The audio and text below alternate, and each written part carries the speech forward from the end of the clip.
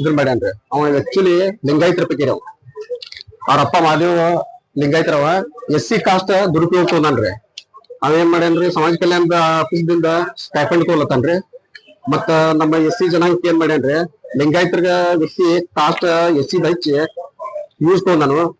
ನಮ್ಮ SC cost ಜನಕ್ಕೆ ಏನ್ ಮಾಡ್ಯಾನ್ರಿ, ಮೋಸ ಮಾಡ್ಯಾನ. ಅವರು ಮಹಾದೇವ ಕುಮಾರಗೌಡ ಅಂತಾರೆ. ಅವ್ರು ಬಿಜಾಪುರ ಸೈಡ್ ಅದಾವ್ರಿ.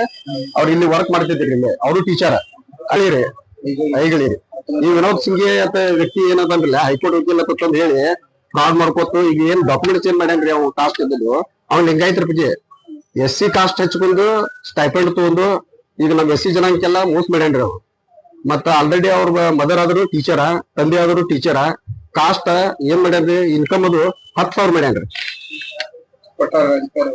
ಅಧಿಕಾರಿಗಳ ದುರುಪಯೋಗ ತೋರಿಸಿದ ಈ ರೀತಿ ಅವ್ರ ಕಡೆ ಹಣ ವಸೂಲಿ ಮಾಡ್ಕೊಂಡು ಸುಳ್ಳು ದಾಖಲಾತಿಗಳನ್ನ ಯೂಸ್ ಮಾಡ್ಕೊಂಡು ಜನರಿಗೆ ಮೋಸ ಮಾಡ್ಯಾನ್ರಿ. ಈಗ ಅದ ಕಾರಣ ಏನಾಯ್ತು, ಶಾಮಿಲ್ ಇದ್ದಂಗ್ರಿ ಎರಡೆರಡು ಇನ್ಕಮ್ ಕೊಟ್ಟಾರ್ರಿ. ಇದು ಮೊದ್ಲ income. RD number 13, ID number 12. Next ಹಂಗ್ರೆ 10,000 ಕೊಟ್ಟಾರ್ರಿ ಇನ್ಕಮ್. ಅವ್ರ ಮದರ್ ಅವ್ರು ಗೌರ್ಮೆಂಟ್ ಟೀಚರ್ ರೀ. ಅವ್ರ ಅಪ್ಪರು ಗೌರ್ಮೆಂಟ್ ಟೀಚರ್ ರೀ. ಈ ರೀತಿ ಮೋಸ ಮಾಡ್ಯಾರ್ರಿ ಅವ್ರ. ಮತ್ತ ಇದ್ರದಿಂದ ನಮ್ ಜನಾಂಗ SC ದವ್ರಿಗೆ ಅನ್ಯಾಯ ಆಗೈತಿ.